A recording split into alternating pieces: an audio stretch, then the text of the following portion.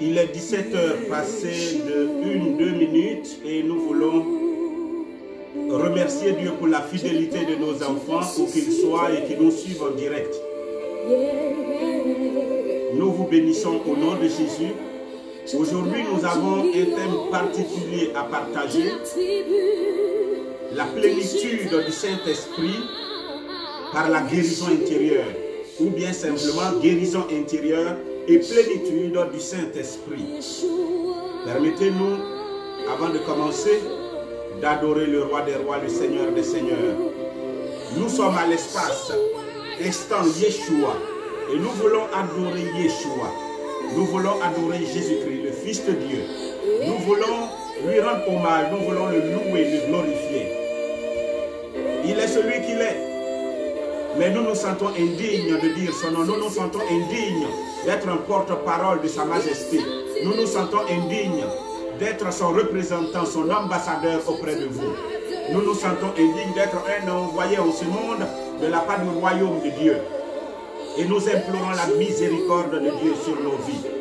Aujourd'hui, avec sa présence et avec son esprit, nous voulons vous donner la parole du Seigneur qui tourne autour de la guérison intérieure, qui tourne autour du Sacré-Cœur, du cœur de chacun de vous, de nous, mais qui tourne autour du Saint-Esprit, en ces temps de la Pentecôte.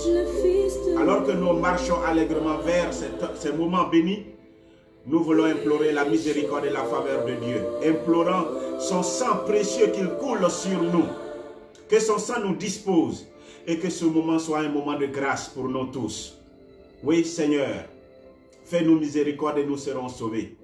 Étends ta main et touche-nous et nous serons guéris pour être restaurés pour la plus grande gloire de ton nom. Tous ceux qui nous suivent, aussi loin qu'ils soient, aussi proches qu'ils soient, sois le maître de ces lieux, sois le maître de leurs espaces qu'ils occupent. Répands la puissance de ton esprit et que ton esprit nous anime tous. Fertilise par le don de ton esprit nos cœurs, afin que la parole que nous allons donner puisse trouver une terre favorable, une terre arable pour une culture de choix, une culture de grâce pour l'avènement du règne de Dieu, pour le salut de nos frères et pour la gloire du Tout-Puissant. Au nom puissant de Jésus-Christ, nous avons prié. Que quelqu'un dise Amen. Yeshua. Comme ton nom est agréable à nos palais, Yeshua. comme ton nom est grand. Yeshua, comme ton nom est glorieux, comme ton nom est béni. Tu es le Fils unique de Dieu, tu es le Fils unique de la Vierge. Quel privilège, ton nom est grand. C'est le nom de Dieu. Dieu sauveur, et nous voulons le proclamer, nous voulons le louer, nous voulons le glorifier en ce jour, au nom de Jésus. Aujourd'hui, à la partie technique, nous avons toujours le frère Paul-Marie de la Croix. Nous avons également la sœur Audrey de la Croix. Les deux sont dans la cabine technique des studios SKL. Que Dieu ajoute sa grâce sur nos vies et que cet enseignement soit une bénédiction pour vous. Frères et sœurs, permettez-moi de lire maintenant ce passage tiré de Jean au chapitre 7 à partir des versets 39. Le verset 37 à 39, il est écrit: le dernier jour, le jour grand de la fête, Jésus, debout, s'écria: si quelqu'un a soif, qu'il vienne à moi et qu'il boive. Celui qui croit en moi, des fleuves d'eau vive couleront de son cœur, comme l'a dit l'Écriture. Il dit cela à propos de l'Esprit Saint que devaient recevoir ceux qui croiraient en lui. En effet, l'Esprit Saint n'avait pas encore été donné parce que Jésus n'avait pas encore été élevé dans sa gloire. Que Dieu ajoute bénédiction à sa parole et que quelqu'un dise Amen fort.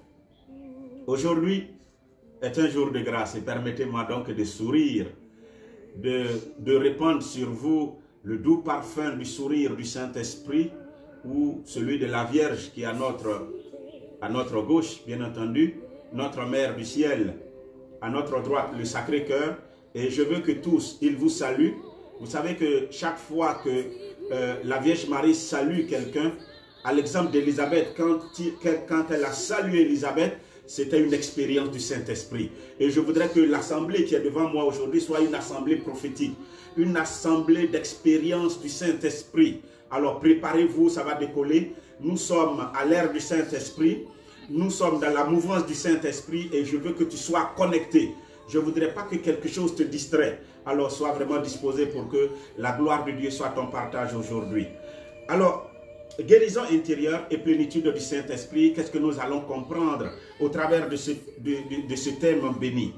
Simplement sachez que nous sommes à l'ère du Saint-Esprit.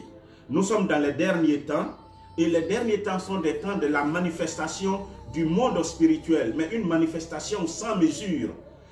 Vous allez vous rendre compte que de plus en plus, tout le monde a comme soif d'une présence spirituelle pour aller de l'avant. Nous avons tous soif de grandir, d'avoir une manifestation de la Vierge, d'avoir une manifestation du Saint-Esprit, d'avoir une manifestation de Jésus, d'avoir des songes, d'avoir des visions. Le monde de plus en plus recherche cela.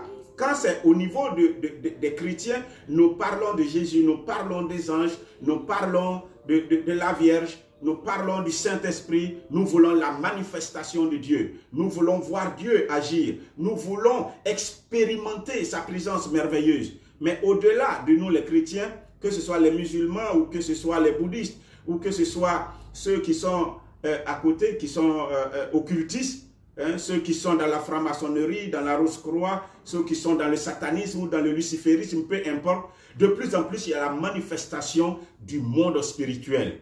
Les derniers temps sont des temps de la manifestation de l'esprit. Et celui qui ne veut pas entrer dans cette ère, malheureusement, il sera en marge. J'espère que vous m'entendez bien.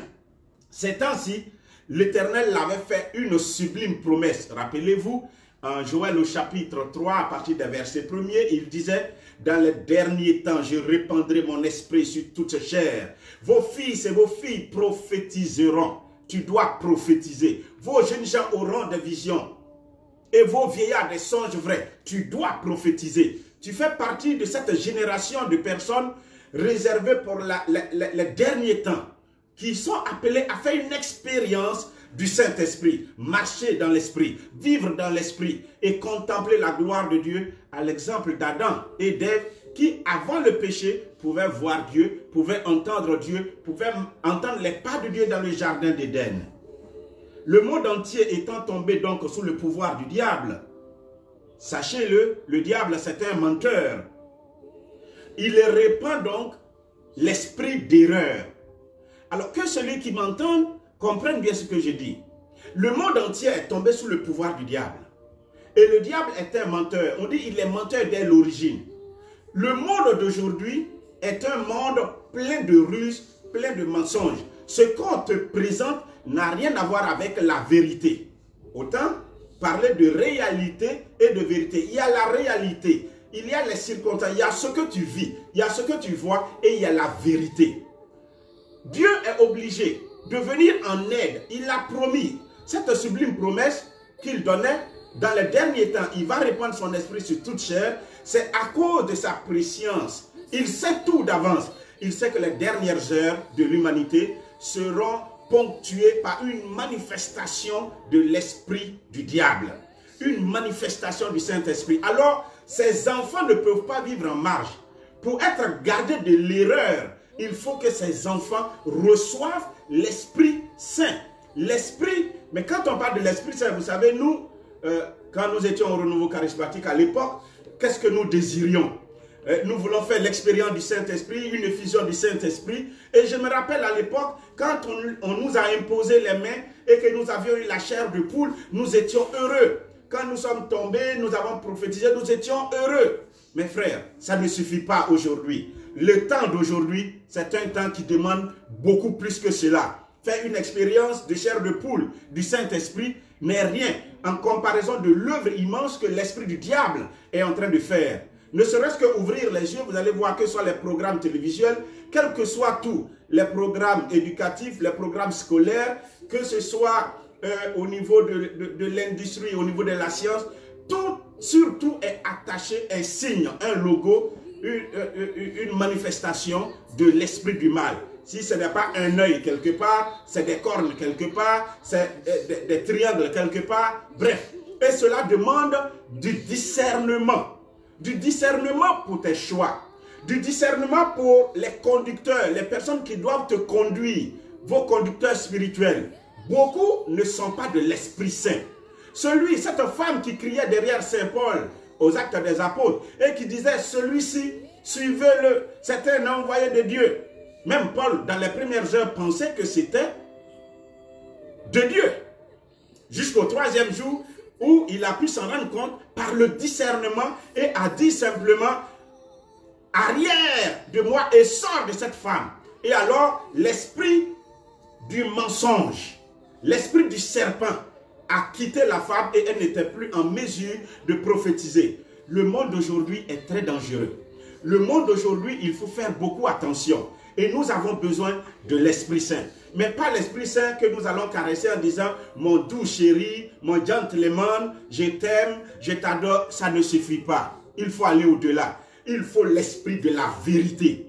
C'est pourquoi Jésus lui-même, il a dit que l'heure va venir, l'heure vient, où nous allons recevoir. Il est avantageux pour vous que je m'en aille, parce que si je ne pars pas, celui qui doit venir ne viendra pas à vous. Tu as besoin de l'Esprit Saint, mais quel type ou sous quelle forme ou dans quelle dimension, voilà le mot, dans quelle dimension il devra venir l'Esprit Saint. L'Esprit Saint, il vient, il est l'esprit de charisme. Il est l'esprit gentleman, l'esprit de l'amour. Mon frère, nous devons vivre d'amour, c'est ça qui nous conduit au ciel.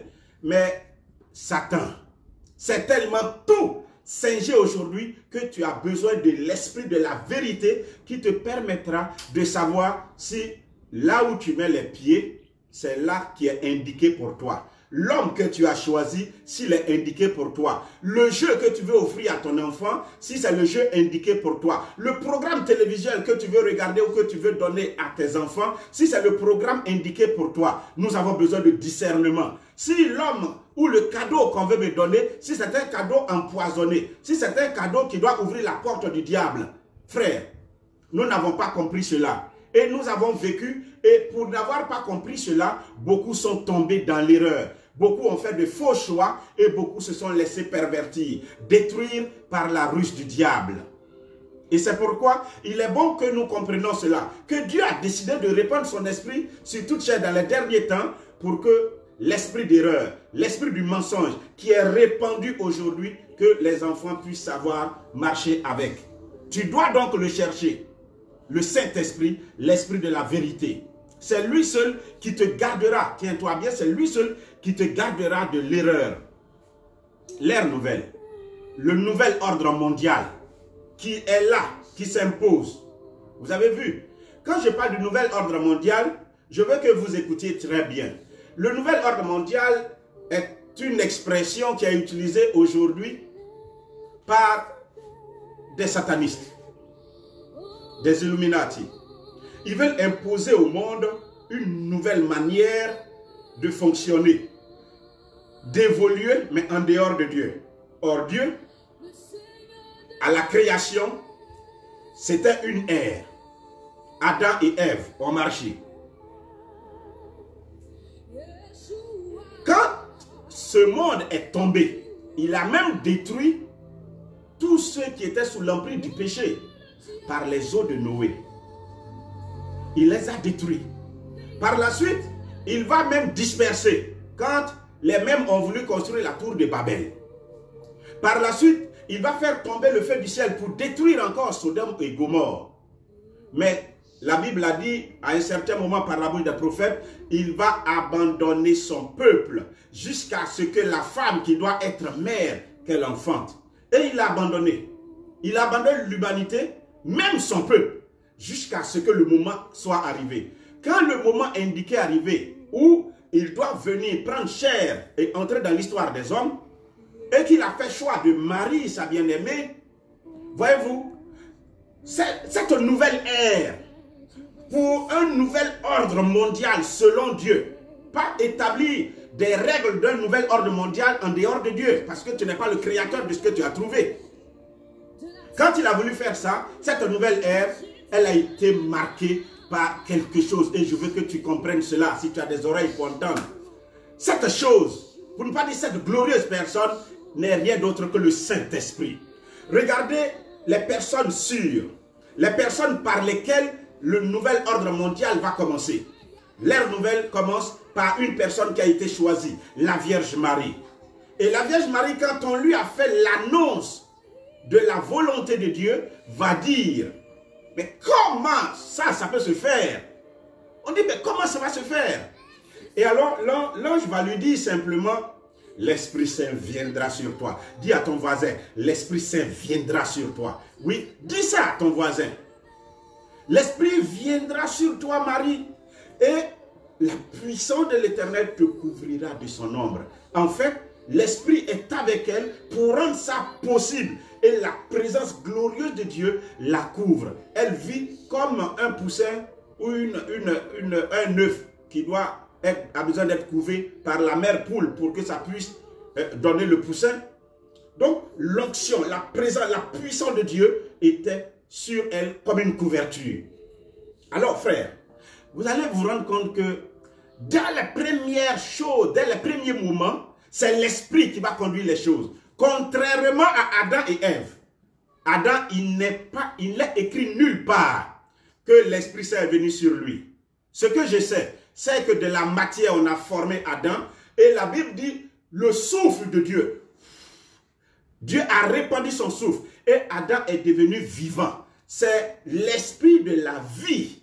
La vie est venue pour que Adam soit vivant. Mais la gloire de Dieu l'enveloppait à telle enseigne qu'il voit, qu'il entend, qu'il marche dans la présence de Dieu. Cependant, on dit au commencement, quand Dieu devait créer, l'Esprit Saint couvrait tout. Il était là à l'œuvre. Ève non plus, on n'a pas parlé du Saint-Esprit. Mais la nouvelle Ève, la Vierge Marie, commence son œuvre par le don du Saint-Esprit. Et il faut que nous comprenions cela. Tout doit commencer par le Saint-Esprit. Pour montrer un peu l'importance du Saint-Esprit dans les derniers temps. Nous sommes dans les derniers temps. Et il te faut le Saint-Esprit. Tu ne peux pas marcher en dehors de lui, sinon tu vas faire erreur. L'ennemi est déchaîné. Son temps est compté. Et il veut conduire plusieurs à l'erreur. Il veut conduire plusieurs à tomber, à chuter comme lui. Vous savez, frères et sœurs, être gardé de l'erreur, C'est une grâce que Dieu peut nous accorder quand nous avons le Saint-Esprit. Vous allez comprendre quand je vais vous expliquer en vous donnant quelques témoignages. Un jour, c'était dans les années 99-2000, je conduisais un moment. À l'époque, beaucoup de personnes venaient à nous. Et lorsqu'ils venaient, ces hommes, il y avait plusieurs qui aujourd'hui font le ministère. Ils sont devenus des modérateurs de communautés. Ils ont créé des communautés. Mais ils étaient mes bons petits. Je prends un, par exemple, qui, lorsqu'il venait, quand j'étais en train de faire le ministère et que l'Esprit de Dieu est tombé, quelque temps après, on a commencé à entendre. Alors, en ce moment, il y avait de la manifestation du Saint-Esprit. Et on entend dire, je vous aime mes enfants. Évidemment, nous étions friands d'entendre la parole de Dieu. Dieu nous parlait très souvent au travers des prophètes que nous avons reconnus qui étaient là. Et donc, quand il a commencé à dire cela, nous étions heureux. Ah, Dieu vient encore par une autre personne pour nous dire qu'il nous aime. Seulement, tout le monde acclame, tout le monde prête l'oreille. Moi-même, au début, j'ai prêté l'oreille. Mais à un certain moment, conduisant le ministère, j'ai prêté plus l'oreille. Et la voix a retenti 3 fois. Je vous aime, mes enfants. Je suis au milieu de vous. Je vous aime, mes enfants. Je suis avec vous. 3e fois, quand il a dit, je vous aime, mes enfants, j'ai dit, arrière de nous et sors. Et quand j'ai dit ça, j'ai dit, et puis j'ai ajouté, menteur. Quand je l'ai ajouté, menteur, et puis la voix de la personne a changé. Il dit, alors c'est naturel, je suis le père du mensonge. Et tout le monde était scandalisé. Ah, c'est Satan qui était en train de nous parler comme ça, on a pensé que c'était Dieu. Mon frère, si l'esprit de la vérité ne m'avait pas donné du discernement en ce moment-là, nous tous on avait coulé comme Titanic. Nous aurions cru en lui et nous allons nous mettre sous son contrôle comme Adam et Ève se sont mis sous le contrôle de Satan. J'ai une de mes filles bien-aimées que je salue au passage en Italie. Dans les années 2009, 2008-2009, elle m'appelle de l'Italie. Elle dit, papa, je viens de faire une expérience. J'ai dit, et c'est quelle expérience? Elle dit, tu ne peux pas croire. Dans le ciel, j'ai vu apparaître une grande femme, belle, la Vierge Marie. Et elle a commencé à me parler de Dieu. Elle a commencé à me parler de son Fils. Elle a commencé à parler au sujet de tout ce que je dois faire, tout ce qui va se passer. Ça a pris du temps, près d'1 heure de temps. Seulement que vers la fin de 1 heure, elle s'est étonnée de ce que la femme, la vision, parle de son Fils, de Dieu, du royaume des cieux, mais le nom de Jésus même n'a même pas été mentionné. Alors, c'est par curiosité. Et elle lance. Elle dit, mais depuis la maman, tu dis ton fils, mais le nom de Jésus n'a même pas sonné. En même temps, le visage de la femme a changé. Et quand ça a changé, elle-même s'est transformée. C'était la sirène des eaux. Elle était scandalisée et à l'instant, elle m'appelle. Papa, tu ne vas pas croire ce que j'ai vu. J'ai pensé que c'était la Vierge. Mais si Dieu ne t'aide pas, tu vas te perdre. Frère, l'esprit de l'erreur est dans le monde et tu as besoin du Saint-Esprit pour marcher convenablement. Pour être gardé des faux prophètes, pour être gardé des faux apôtres, pour être gardé des ruses du diable, il te faut l'esprit de la vérité. Il te faut l'esprit du discernement. Il te faut l'esprit qui va te permettre d'aller, non pas tomber dans l'erreur, mais marcher dans la vérité de Dieu. Alors, frère, la Vierge Marie remplie du Saint-Esprit. Jésus lui-même, dans la Vierge Marie, fruit du Saint-Esprit. Marie vivant à l'ombre du Tout-Puissant. Vous voyez tout cela, c'est le Saint-Esprit qui caractérise l'ère nouvelle. Et vous allez voir, quand elle quitte là et qu'elle va rendre visite à Élisabeth, c'est l'Esprit qui tombe sur Élisabeth. Elle aussi renouvelée. Elle commence à avoir du discernement sur qui est venu la voir. Il te faut le Saint-Esprit. Dis ça à ton voisin, il te faut le Saint-Esprit. C'est le Saint-Esprit qui te donnera de pouvoir avancer, aller tel que Dieu, et où que Dieu veuille que tu ailles. Les objectifs que Dieu veut que tu atteignes sans être trompé par l'ennemi. Nous sommes donc dans le temps de l'Esprit. C'est pourquoi Dieu veut et il a décidé de répandre son esprit, mais son esprit sur toute chair. C'est d'ailleurs pourquoi Jésus a dit, il vous est avantageux que je m'en aille. Parce que si je ne pars pas, l'Esprit Saint ne viendra pas à vous. Mais quand il viendra, il vous conduira dans la vérité tout entière. C'est lui qui convaincra le monde du péché, de jugement et de justice. Lui, l'Esprit Saint. Donc, il est bon pour nous que Jésus, mort, ressuscite et qu'il soit élevé dans l'ascension pour aller disparaître, pour répandre après son esprit sur nous. Alors, quand l'Esprit descend, nous devenons des capacités. Quand il n'est pas là, nous sommes très très faibles. Alors, il te lance. Il te lance l'appel aujourd'hui. Si quelqu'un entend ma voix, si quelqu'un a soif, qu'il vienne à moi et qu'il boive. Car celui qui croit en moi, des sources d'eau vive vont jaillir de son cœur. Si quelqu'un a soif, qu'il vienne à moi et qu'il boive. Celui qui croit en moi, des sources d'eau vive vont jaillir de son cœur. Nous parlons de quoi? Du cœur. Ah frère, parlons-en. Le cœur de l'homme. Le cœur de l'homme. Parlons-en frère. Jérémie au chapitre 17, verset 9 à 10, il dit, le cœur de l'homme, qui peut le comprendre? Il est tortueux par-dessus toutes ses voies. Il est tortueux par-dessus toutes ses voies. Tortueux. Le cœur de l'homme, qui peut le comprendre? Et dans le verset 10, donc, on dit, seul Dieu qui sonde les cœurs et les reins peut le sonder.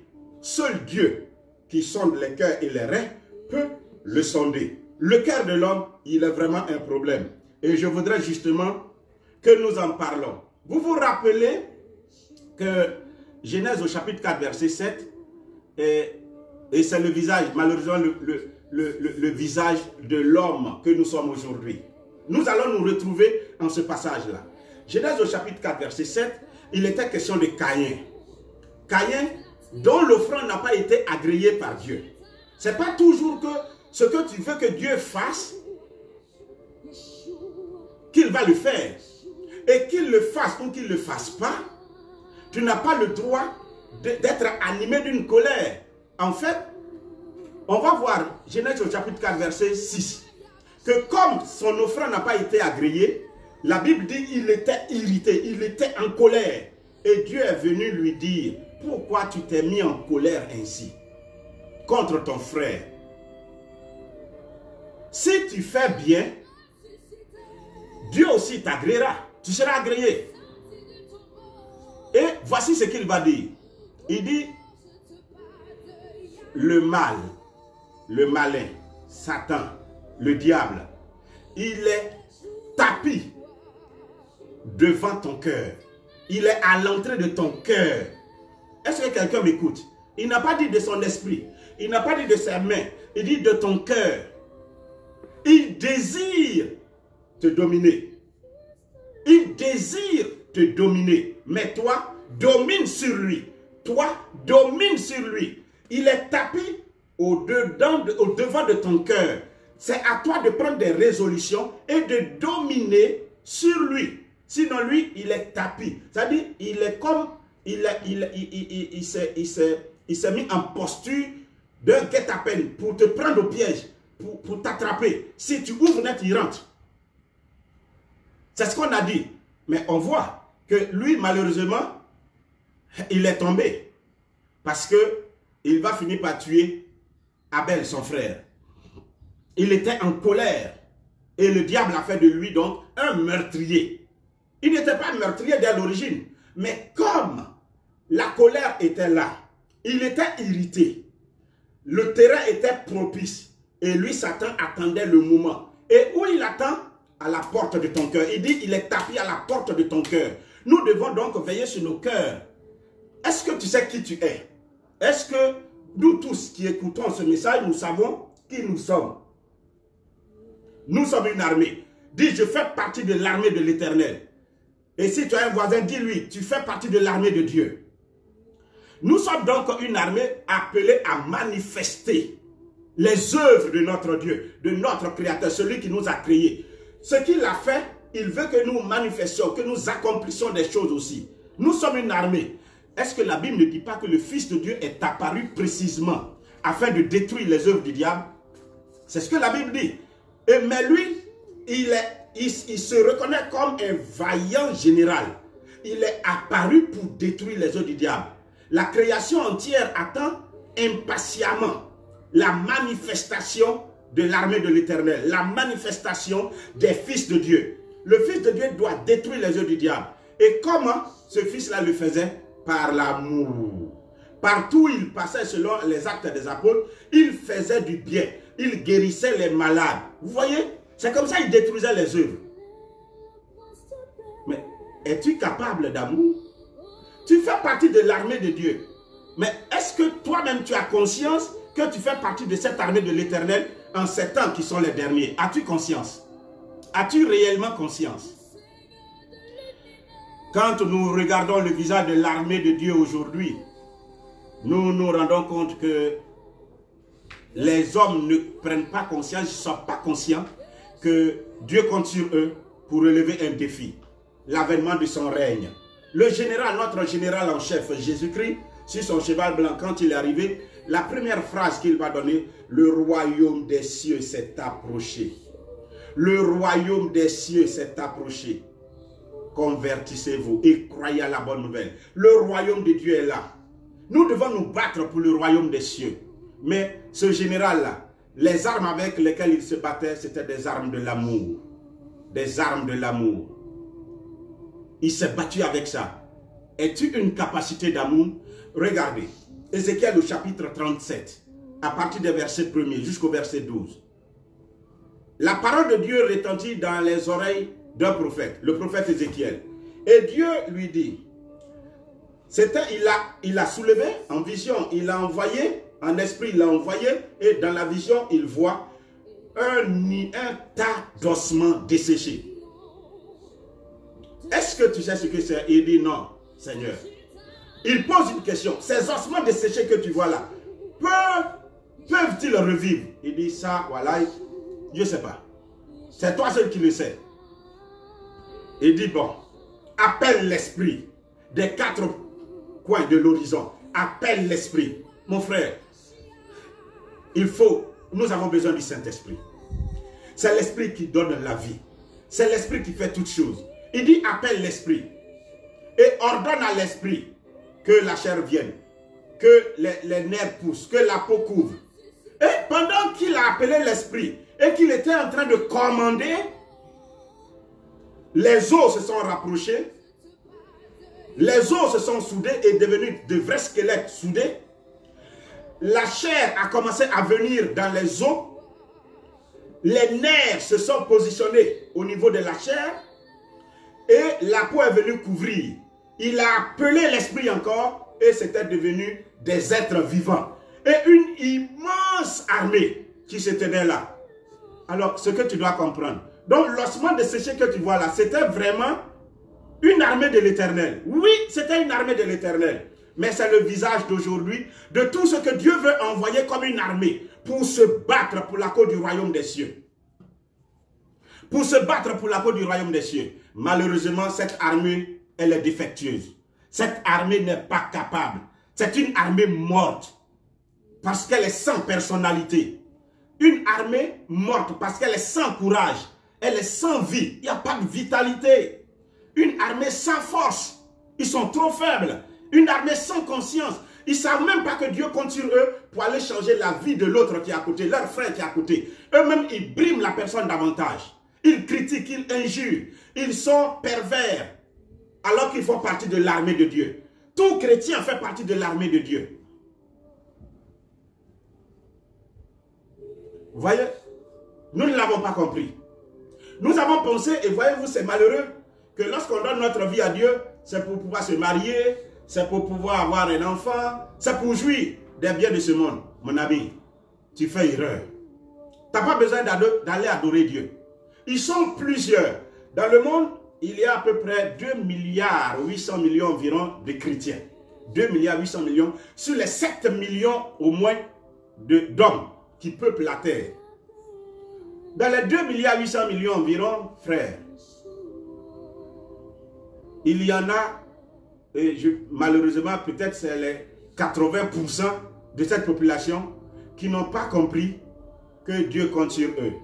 En fait, eux, ils sont venus, ceux sur qui Dieu compte là, Eux-mêmes, ils sont venus, ils disent, ils comptent sur Dieu pour se marier, pour travailler, pour avoir une ouverture, pour faire des enfants. Et les pratiquement 5 autres milliards d'habitants qui n'invoquent jamais notre Dieu là, ils sont bénis dans ce monde, oui ou non? Donc vous voyez qu'on n'a pas besoin de Dieu pour ça. La preuve, beaucoup réussissent. Ils ont le patrimoine même terrestre dans leurs mains sans invoquer ton Jésus, sans invoquer ta Vierge Marie, sans invoquer ton Yahvé. C'est malheureux qu'on ne comprenne pas cela. Nous venons à Dieu, Dieu se souviendra de nous parce qu'il sait que nous sommes faits de terre. Nous sommes des êtres matériels. Nous avons besoin de nous couvrir. Et il dit, ne vous inquiétez pas pour tout cela. Ce sont les païens qui le font. Préoccupez-vous du royaume des cieux et de sa justice. Et Dieu vous donnera tout cela en plus. Ça veut dire que dans les priorités, la priorité pour Dieu, ce n'est pas ton travail.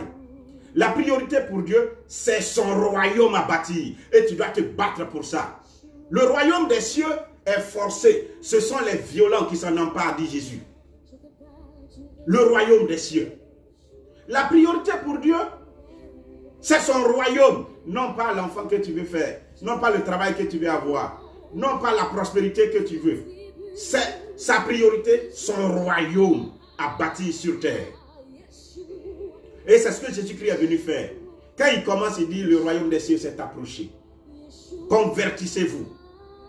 Convertissez-vous. Voyez-vous, frères, je vous parlais tout à l'heure d'une armée morte, une armée sans personnalité, une armée sans force, une armée sans conscience. Parce que cette armée n'a pas de cœur à l'être. Est-ce que vous savez que le cœur de l'homme, c'est l'homme lui-même? Quand on dit un homme, c'est son cœur. Ce que vaut ton cœur, vaut ta personnalité. Ce que tu es, c'est ce que vaut ton cœur. Et c'est pourquoi Jésus-Christ va nous dire, l'homme bon tire des bonnes choses de son trésor. Et que ce n'est pas ce qui entre dans notre bouche qui nous rend impurs, c'est ce qui sort de notre bouche, car ça vient de notre cœur. Que c'est dans le cœur que sont logées les mauvaises pensées, les mauvais désirs, la haine, la colère. Vous voyez? C'est dans le cœur que tout cela se trouve. Donc, ta vraie personne, c'est ton cœur. C'est ton cœur. Et c'est pourquoi c'est tellement important. Et je veux que vous voyez, je vous parlais de guérison intérieure et nous sommes en train d'arriver à là petit à petit. C'est la raison pour laquelle Salomon nous a dit, il faut, c'est le Proverbe au chapitre 4, verset 23, il dit, il faut veiller sur ton cœur plus que tout, car de ses profondeurs sourdes, les sources de la vie. De ses profondeurs sourdes, les sources de la vie. Veille sur ton cœur plus que tout, plus que tout. Malheureusement, nous n'avons pas fait attention, frère. Nous avons pensé que quand on dit on est quelqu'un, ça veut dire qu'on est sapé. Quand on dit qu'on est quelqu'un, on a payé des pommades, on est ciré. Notre corps est étincelant de gloire. Quand on est quelqu'un, ça veut dire qu'on a un joli visage. Ça a trompé le prophète Samuel. Quand Dieu l'a envoyé pour le choix de David qu'on devait oindre, il a vu les frères de David, ils avaient belle mine, bonne mine, beau visage. Il s'est laissé tromper. J'ai dit, l'esprit de l'erreur est dans le monde. Dieu dit, ne regarde pas à l'apparence. Moi, je regarde au cœur. C'est ton cœur qui fait ta personne. C'est ton cœur qui fait ta valeur. Que vaut ton cœur? Qu'est-ce qu'il y a dans ton cœur? C'est ce qui permettra à Dieu de te juger. Tu comprends? Il dit, veille sur ton cœur plus que tout. Vous allez voir que le soldat de Dieu tel que Paul le décrit, en Éphésiens au chapitre 6, à partir de verset 10. 10 à 12, 12 et suivant même, on parle de l'armure du chrétien. Le soldat de Dieu, l'armure du croyant, il a le casque du salut. Il y a la ceinture de la vérité. Il y a le zèle à annoncer la parole qui est l'une chaussure à ses pieds. Il a également une épée qui est la parole qu'il prononce. Mais il y en a deux autres. On parle de la cuirasse qui protège la poitrine et le dos. Pour que même si il a été comment le dire, si on l'a surpris, il a été surpris, quand on lance la flèche, il y a une cuirasse. Ça va protéger. Alors, regardez bien, regardez bien. Il y a la cuirasse qui protège la poitrine. Mais en même temps, on lui donne un autre, qu'on appelle le bouclier, qui protège, qui est comme une autre protection de l'organisme tout entier. Qu'est-ce qu'on protège? Qu'est-ce que la cuirasse protège au juste? Le corps de l'homme, regardez bien, le corps de l'homme, on doit protéger plusieurs choses. L'œil, on doit le protéger. Les mains, on doit protéger tout cela. Et tout est protégé. Mais regardez le corps, le cœur. En fait, ce qui donne la vie, d'où jaillit la vie. Veille sur ton cœur plus que tout, parce que c'est de ton cœur que jaillit la vie. C'est ce que Proverbe 4, verset 23 nous a dit. Il faut protéger. C'est ton cœur, la vie qu'il te donne, qui te permet d'aller partout. Si tu ne veilles pas sur lui, tu n'iras pas loin dans la vie. Veille sur ton cœur. Et c'est pourquoi l'armure du croyant là, on a d'abord mis Dieu lui-même de manière naturelle. C'est une triple protection. De manière naturelle, plus que tout autre organe. Il a mis le cœur dans la poitrine. Et au niveau de la poitrine, qui est assez bombée pour le protéger, il a disposé des côtes. Dur. Il y a des organes partout au niveau de ton ventre, mais quand tu prends ta main, ça touche. Mais est-ce que tu peux toucher ton cœur? Tu ne peux pas. Les côtes sont là pour t'empêcher. La poitrine est là pour bomber et empêcher. En plus, en tant que croyant, engagé dans l'armée de l'Éternel, on a également disposé une cuirasse pour protéger. Ça fait deuxième protection. Et un bouclier encore, troisième protection, triple protection. C'est pourquoi Salomon n'avait pas menti en disant, il faut veiller sur ton cœur. Ta vie dépend, ta personne dépend. Ce qui doit t'arriver un jour, ce que tu es appelé à être, à devenir, ça dépend de ton cœur. Il faut veiller sur ton cœur et l'état de ton cœur. Triple protection. Plus protégé que même les yeux. Plus protégé que le cerveau. Plus protégé que les pieds, les mains, tout. C'est ton cœur. Ta vie en dépend. Est-ce que quelqu'un m'écoute? Tout cela, c'est pour signifier l'importance, car de lui provient la vie. La vie. Cette vie que tu as. Qu'est-ce que le cœur en fait? C'est un organe. C'est un organe physique. En tant qu'être matériel, tu as besoin de cet organe qui est comme une pompe qui permet au sang de circuler. Voilà, c'est comme une pompe. S'il s'arrête, le sang ne circule plus et tu es mort. Mais d'où lui vient l'énergie pour que lui, en tant qu'organe, il pompe? D'où lui vient cette force? D'où lui vient ce mouvement-là? Ça lui vient de quoi?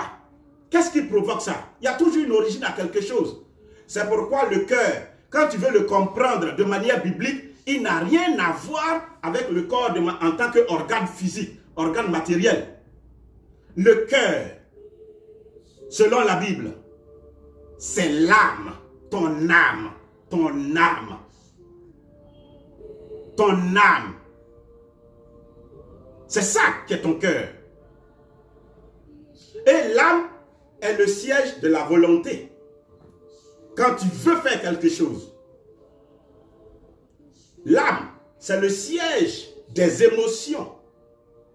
C'est le siège également des sentiments. Quand tu es content, quand tu es plein d'amour, quand tu es triste. Vous voyez, tout ça, c'est au niveau de ton âme. Et c'est pourquoi, au dernier jour, c'est l'âme qui te sera réclamée. Quand on te dit de veiller sur ton cœur plus que tout, on dit qu'il faut veiller sur ton âme. Veille sur ton âme, frère. Quand tu mens, il y a une marque sur toi. Tout ce que nous allons faire va être enregistré. Non pas sur notre corps, parce que c'est poussière. Ça retournera à la poussière. Tu entends? Non pas sur notre esprit. Quand on dit la constitution d'un homme, l'homme, il est physique, être matériel et être spirituel. Mais en tant qu'être spirituel, il y a l'âme et l'esprit. Écoutez ce que dit le livre d'Ecclésiaste rapidement. Et puis, je vais revenir à ce que je disais. Le livre d'Ecclésiaste dit: souviens-toi de ton Créateur durant ta jeunesse, avant l'arrivée des jours mauvais, avant d'atteindre les années où tu diras: je n'y prends aucun plaisir. C'est le moment où le soleil et la lumière, la lune et les étoiles s'obscurcissent. En fait, il est en train de parler du moment de la mort, hein, du moment de la mort, du moment où ton âge est assez avancé, tu dois quitter le monde. Mais écoutez bien, écoutez bien. Et où les nuages reviennent juste après la pluie. C'est l'époque où les gardiens de la maison tremblent. Vous savez que quand la mort arrive là, tout est chancelant, tu ne tiens plus, il n'y a pas de force. Où les hommes forts se courbent, où celles qui broient interrompent leurs tâches parce qu'elles sont trop peu nombreuses, où ceux qui regardent par les fenêtres s'obscurcissent. C'est l'époque où les deux battants de la porte se ferment sur la rue, parce qu'on va fermer. Quand on t'envoie au cimetière, on ferme, les deux battants se ferment et c'est fini pour toi. Comprenez? Se ferment sur la rue, tandis que le bruit de la meule diminue. Il n'y aura plus de mouvement, il n'y aura plus de bruit pour toi, tout est éteint. Ce monde-là, tu es déconnecté de ce monde où il y a du mouvement. C'est fini pour toi, tu seras seul là-bas. Où l'on se lève au chant de l'oiseau, où toutes les chanteuses s'affaiblissent. C'est l'époque où l'on redoute ce qui est haut. C'est le moment où tu vas commencer à craindre Dieu, à te faire des mea culpa, à te frapper la poitrine, où on appelle les gens pour se confesser, pour dire ce qu'on a fait parce qu'on veut aller, on craint. C'est maintenant on veut craindre ce qui est en haut, Dieu. Où l'un a des terreurs en chemin, où l'un a des terreurs en chemin, où l'amandier fleurit, où la sauterelle devient lourde et où la capre n'a plus d'effet, car l'homme s'en va vers son habitation éternelle. L'homme s'en va vers son habitation éternelle et les pleureurs parcourent les rues. Souviens-toi de ton Créateur avant que le cordon d'argent ne se détache. Est-ce que tu entends? Le cordon d'argent. C'est comme si la vie, là, ce que nous appelons la vie qui est en nous, est tenue par un cordon, un fil. Le cordon, ce qu'ils appellent le cordon d'argent, se détache. Et que le vase d'or que tu es ne se brise. Et que la cruche ne se casse à la source. Et que la poulie ne tombe. Vous voyez, on dit cordon d'argent ne se détache. Cordon d'argent, c'est comme un fil qui nous tient. Et qui nous permet donc, frère, si tu as des oreilles, de pouvoir vivre, d'avoir la vie en nous. Ce cordon d'argent, c'est quoi? En fait, c'est un filament d'énergie. Un filament d'énergie qui est entre l'esprit et l'âme. Et l'esprit là, vous savez d'où ça vient, non? Écoutez, peut-être je n'ai pas fini. Avant que la poussière, vous entendez, non? Avant que la poussière ne retourne à la terre comme elle y était, ton corps matériel va retourner à la terre. Écoutez bien encore. Comme elle y était, et que l'esprit ne retourne à Dieu, c'est celui qui l'a donné. Ton esprit, lui, doit retourner à Dieu. La terre aussi va rester. Donc, ce qui est au milieu là, qu'on appelle l'âme, c'est ça qui te représente. C'est ça qui te fait. Et tout ce que tu fais, en bien ou en mal, est enregistré. C'est comme un disque dur. C'est l'âme. C'est pourquoi Jésus a dit, chacun dans les derniers temps aura à justifier toute parole inconvéniente qui est sortie de sa bouche. Il dit, ne dites pas imbécile à quelqu'un. Ne dites pas fou à quelqu'un. Nous n'avons pas le droit. Nous n'avons pas le droit de haïr. Tout cela laisse des marques sur toi. Quand on parle de la vie, on parle en fait de l'énergie, ce cordon d'argent qui est le canal par lequel la vie qui est dans l'esprit vient dans notre âme. Notre âme est comme une source d'énergie. Et certains arrivent à voir la dimension de la source, l'éclat de la source d'énergie. D'autres appellent ça l'aura. D'autres appellent ça l'aura. Il y a comme un rayonnement sur l'être spirituel. Un homme de manière spirituelle.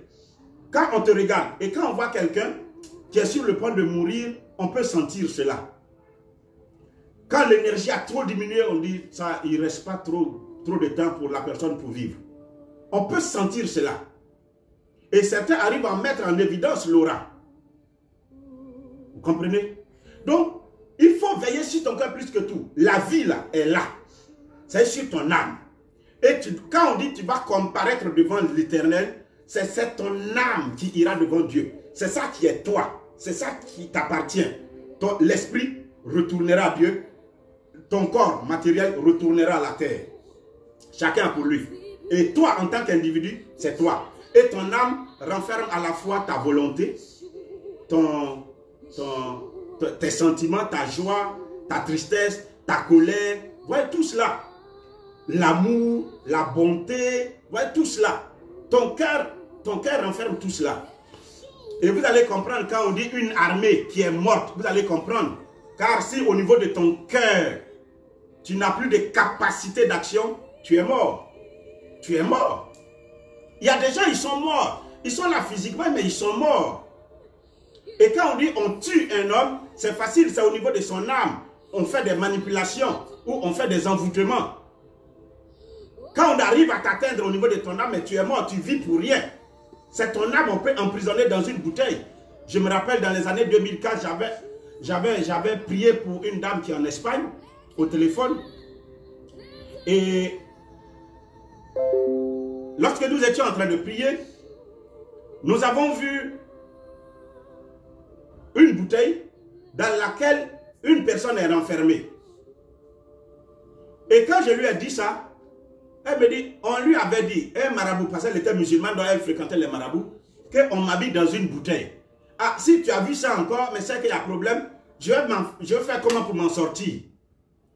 En fait, la dimension de cette personne qui était enfermée dans une bouteille, ce n'est pas son corps physique, c'est son âme, c'est une énergie, c'est comme une vapeur, c'est comme un gaz. Ton âme, la vie est contenue en cela. Et c'est pourquoi il faut faire beaucoup attention, frère. Il faut faire beaucoup attention. Notre capacité à faire toutes choses vient de Dieu. Et si nous écoutons, Saint Paul a dit, notre capacité vient de Dieu. Alors Dieu envoie son Esprit Saint pour charger notre esprit. Quand il charge notre esprit communique l'énergie à notre âme. Et notre âme a l'énergie. Elle n'est pas la source, mais elle a l'énergie. Et partout où il y a énergie, il y a mouvement. Partout où il y a énergie, il y a...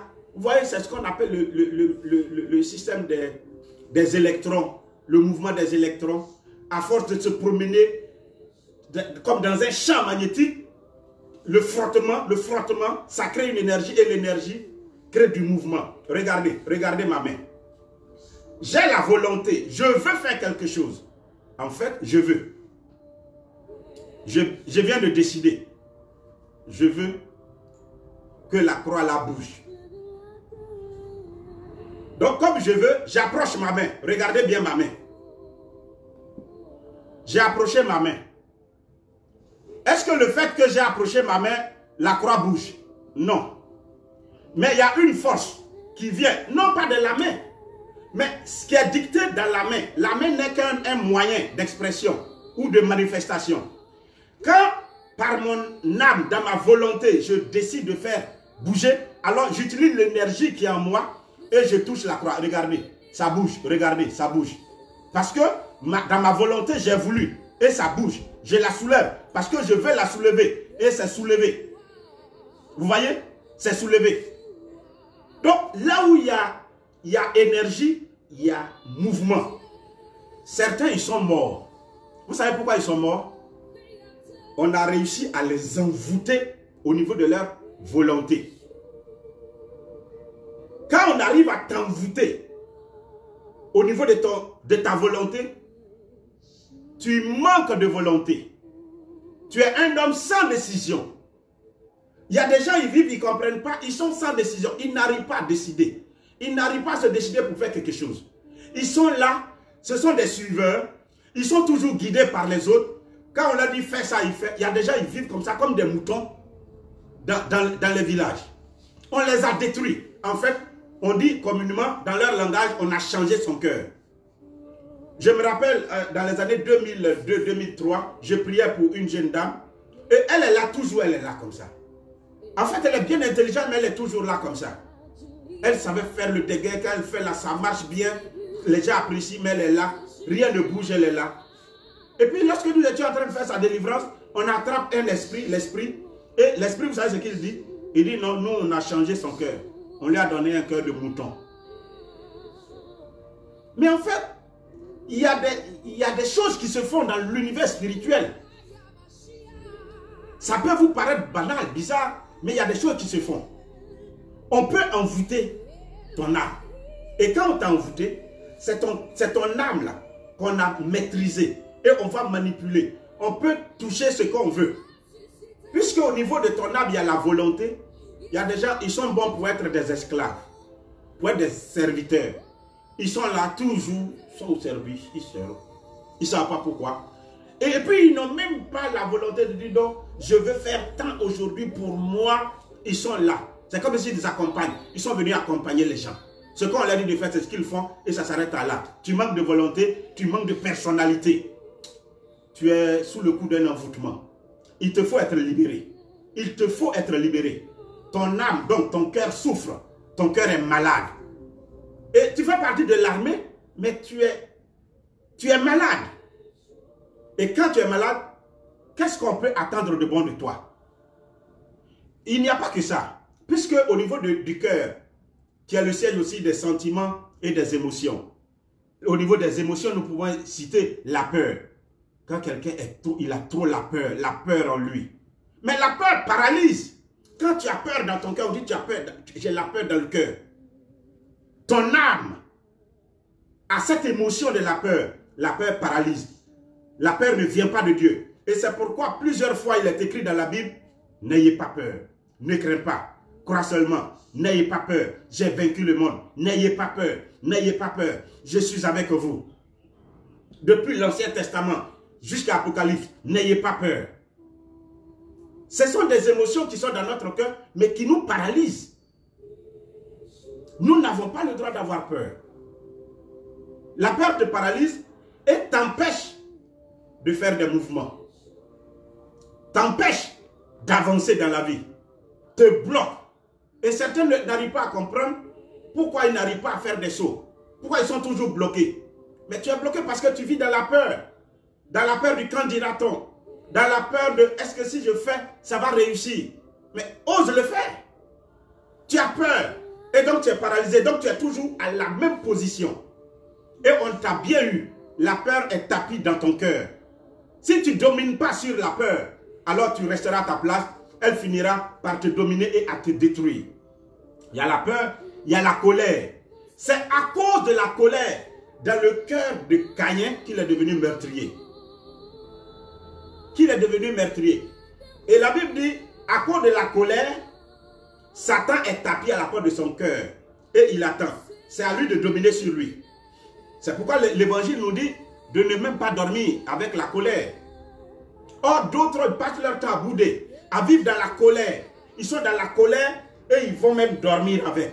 Ouvrant ainsi grande l'autoroute de Satan pour avoir accès à eux. Ton âme est malade. Quand tu es dans la joie, regardez. On a l'habitude de dire une femme, quand on a réussi à lui donner tout ce qu'elle veut, la nuit quand elle se lève le matin là, sans qu'on lui demande quoi que ce soit, quand elle se lève là, tu trouves que toute la maison est bien balayée. Le salon bien balayé. La cour bien faite. Tout est dressé. Elle est dans la joie. Et quand elle est dans la joie, mon Dieu, elle travaille, elle fait. Quand quelqu'un est dans la joie, quand il passe, il y a comme un éclat, un rayonnement sur lui. Et ça attire. Mais quand tu es triste, il y a un rayonnement et ça repousse. Toutes les fois tu es triste. Toutes les fois tu es nerveux. Toutes les fois tu es ceci ou cela. Ça attire ou ça repousse. Toutes les fois où tu n'as pas confiance en toi. Regarde ce sentiment qui t'anime. Toutes les fois où tu es dans la haine. Tu as la haine, tu es rancunier. Tu es plein de rancœur, tu ne veux pas pardonner. D'autres, à cause de plusieurs raisons. Leur cœur est malade, donc ils sont malades à cause de ce que soit on a dit sur eux, soit on leur a fait. Alors c'est là l'occasion de parler justement des plaies et des guérisons intérieures, des blessures intérieures, des guérisons intérieures. Dans l'armée de Dieu que nous sommes, nous les chrétiens, il y a beaucoup qui sont malades. Mais malheureusement, nous sommes tous des tombeaux blanchis. Nous avons une apparence d'être beaux. À l'extérieur, bien sapés, jolis. Quand on s'habille, quand on met nos fards, quand franchement on met nos montres, quand on prend nos guines, on prend nos... Non, On dit voilà l'homme que je veux. Voilà la femme que je veux. Non, moi-même je m'aime comme ça. Et pourtant, c'est un malade, un mort ambulant. Pourquoi? Parce que la vraie personne qui passe là n'est pas ce que tu vois, cette carapace là. Ça est au-dedans de lui. C'est son cœur, c'est son âme. Oh, l'âme est malade. Vous savez, il y a des gens qui sont vraiment malades. J'ai prié pour une dame. En fait, tout va bien pour la personne. Mais voilà une personne qui ne peut jamais sourire. En fait, quand elle sourit, son sourire est entre griffes jaunes. Le sourire, on sent pas la franchise du sourire. Dans notre ethnie, on dit, c'est-à-dire quand tu vois son visage, le visage n'est pas expressif. Mais elle sourit. Parfois, elle éclate de rire. Mais c'est comme un rire forcé. Ça passe pas. En fait, elle a du mal à accepter les hommes et elle ne savait pas pourquoi. Quand je l'ai prise au téléphone et que j'étais en train de faire son écoute, son accompagnement et écoute spirituelle, l'Esprit de Dieu m'a dit le vrai problème qu'elle avait. Elle avait connu à l'âge de 4 ans un viol. Elle n'avait que 4 ans. Par un oncle, un viol. Son propre oncle l'a violée. Elle n'a pas pu en parler à qui que ce soit. Par la suite, la vie a été très difficile. Quelque temps après, la maman est morte. Le papa l'a rejetée. Le papa l'a chassée. L'oncle chez qui elle était, c'est dans ça, lui, il a profité pour la violer. Le temps va passer, elle va grandir. Et quand elle a grandi avec toutes ses blessures, d'une maman qui a tellement souffert dans la maladie et elle était seule. Aucun parent pour être à côté d'elle pour l'aider. Elle a vu sa maman mourir dans ses propres mains, elle était petite. Son papa l'a chassée, sa maman. Et par la suite, son papa va la chasser elle-même. Et l'oncle va la martyriser en la violant. Tout ça, en elle, ça ne se voit pas sur le corps physique, mais elle est malade. Et pourtant, elle a été baptisée. Et pourtant, elle chantait dans une chorale. Et pourtant, le temps est passé. Quand je faisais son écoute, l'Esprit de Dieu m'a dit cela. Et je lui ai dit, quand je lui ai annoncé ton vrai problème, tu n'es pas épanoui parce que tu as subi du viol. Elle a commencé à pleurer. J'ai dit, parle-moi. Et elle m'a relaté tout. Ce jour-là, j'ai prié. Pendant que je suis en train de vous parler là, Dieu est en train de me montrer vos cœurs. Il y en a plusieurs. Vous avez subi aussi des viols. Vous avez gardé, vous n'avez pas pu partager. Vous avez vécu avec. Le moment est arrivé. Tu n'as pas le droit d'être un tombeau blanchi. Tu dois libérer ton cœur. Évidemment, je vais vous laisser mon numéro à la fin. Le 07 66 82 23. 07 66 82 23. Et là, peut-être vous pouvez m'appeler directement pour que nous puissions vous aider après. Mais pas directement comme cela. Alors, quand j'ai prié pour elle, j'ai demandé à l'Esprit de la rejoindre là où elle était. Moi, j'étais en Côte d'Ivoire, mais la personne était au Maroc. Quand j'ai prié pour elle, l'Esprit lui est tombé sur elle.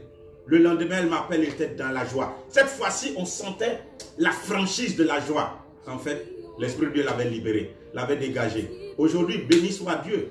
Elle, par la suite, elle a validé tous ses résultats. Elle a rencontré l'homme de sa vie. Elle a rencontré l'homme de sa vie. Et en plus, elle est mariée aujourd'hui. Elle travaille. Elle ne vit même pas en Côte d'Ivoire, mais je ne vais pas rentrer dans les détails. Hein. Elle vit au-delà de la Côte d'Ivoire, dans les pays des Blancs. Elle est heureuse. Vous voyez, frères et sœurs, vous voyez, Dieu est passé par là pour libérer. Mais elle vivait, on la voit, les gens disent elle est jolie, mais elle ne vit pas, elle survit. Il y a une autre personne, il est bon qu'on vous parle. Parfois quand on te dit méchant, un salaud comme ça te traverse, ça te pénètre. Comment quelqu'un a osé t'insulter? La parole est une épée. La parole, la Bible dit, dans l'écriture il est écrit, la vie et la mort sont au pouvoir de la langue. Quand tu prononces certaines phrases, tu peux détruire la personnalité de l'individu.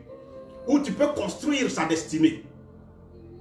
Quand tu dis toi comme ça, tu es comme un oiseau, vole. L'oiseau a beau partir, voler jusqu'à mais il finit par se reposer sur une branche. On vient de te maudire. On vient de te maudire. Tu as entendu, mais tu n'avais pas compris. Donc, on enferme des personnes, mais en fait, c'est ton âme, on t'enferme dans une parole. Et tu dois briser cette parole. Il y a cet homme qui était un prêtre, qui a partout, toutes les paroisses où lui passait, s'il a duré, c'est 5 mois, 6 mois.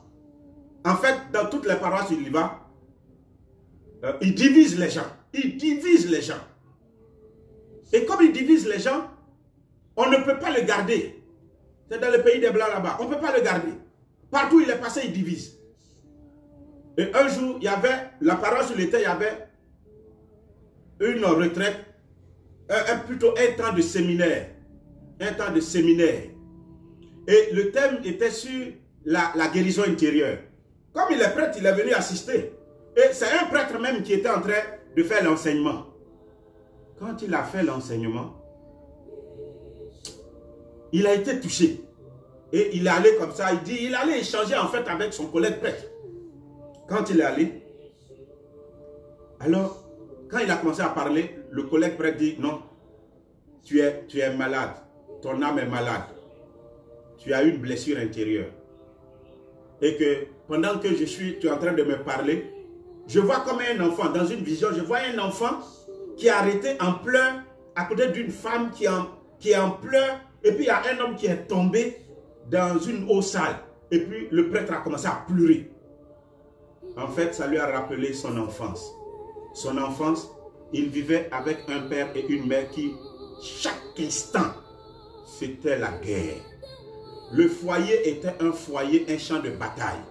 Si ce n'est pas papa qui hurle, c'est maman qui hurle. Tout le temps. Et cette scène qu'il vient de voir, ce jour-là, le papa est allé, très tard il est arrivé. Très tard. Et quand il est arrivé, il avait tellement bu, il puait. Il arrivait tellement tard que quand il sonnait la porte, à la sonnerie, là, ça dérangeait même les voisins. Et la maman était obligée, elle ne voulait pas ouvrir, mais elle était obligée d'aller, par courtoisie pour les voisins, ouvrir. Quand il est entré, tout de suite, une bonne claque sur la pauvre femme. Pourquoi elle a traîné avant d'arriver? Il puait tellement l'alcool. Quand il est rentré, il voulait aller prendre de l'eau pour boire dans leur réfrigérateur. La femme dit, avec tout ce que tu as bu, si tu prends de l'eau, tu vas rendre tout. Il dit non, elle est qui pour oser lui donner des ordres dans sa propre maison? Il a bousculé, il est allé, il s'est servi en eau, il a bu. Quand il a fini de boire là, sur le même lieu, pendant qu'il arrêtait, en même temps il a commencé à rendre. Et dans ça, il est tombé lui-même dans ses propres vomissures. La femme était là et pleurait. L'enfant aussi pleurait parce qu'on a bastonné sa maman. C'est rentré en lui. Son âme a été marquée comme par le burin rouge. Voilà quelqu'un qui va grandir. Il va même être prêtre de Jésus-Christ. Mais il est malade. Et ce jour-là, quand son collègue prêtre lui a imposé les mains et prié pour lui, pour la guérison intérieure, l'Esprit Saint a guéri ses plaies les plus profondes. Après, quand le prêtre est venu, lui-même il est mort. Son collègue prêtre il est mort. Dieu l'a beaucoup utilisé dans le monde charismatique ici, en Côte d'Ivoire. Quand il est revenu, il lui a écrit pour dire, ah maintenant partout où je passe, c'est la paix. On ne me chasse plus. Il n'y a plus la division. Gloire soit rendue à Dieu. Et c'est comme ça que nous sommes plusieurs. Nous souffrons dans des prisons intérieures. On n'ose pas en parler. Comme un foyer également. Il y a des hommes ou des femmes qui subissent des atrocités dans les foyers. L'homme est avec sa femme. Et ils se sont aimés. Malheureusement, l'homme est venu à peine le travail. La femme a été impatiente. Elle a attendu, et comme rien ne se signalait, entre-temps, il y a le meilleur ami de l'homme en question qui la draguait. Elle a osé l'abandonner pour rejoindre son meilleur ami. Le meilleur ami du monsieur. C'était une double trahison. Une double trahison. Il a supplié, demandé pardon, aller voir qui il pouvait voir. La femme dit non, elle s'en va. Elle est partie. Et après, il va se rendre compte que c'est son meilleur ami. Double trahison. Il est resté dans ça. Le temps est passé. Il a ruminé ça. Le temps est passé. Le temps est passé. Un jour, il a eu du travail.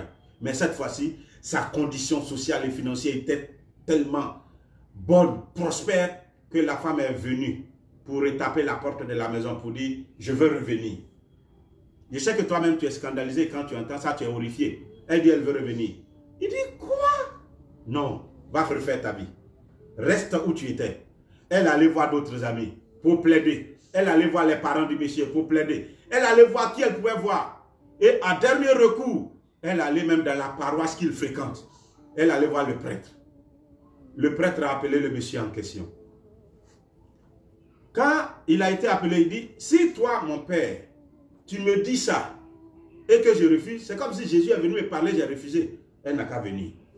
Donc, ils sont venus, ils sont allés ensemble dans la maison. Monsieur et madame sont dans la maison, mais chambres séparées. Vous savez, on a beau tenir pendant longtemps, mais un jour, on va vouloir essayer de revivre, recoller ce qui était gâté. C'est quand ils ont voulu reprendre leur relation en tant que couple que le monsieur se rend compte qu'il est impuissant. Ah, d'où vient l'impuissance? Il ne comprend pas.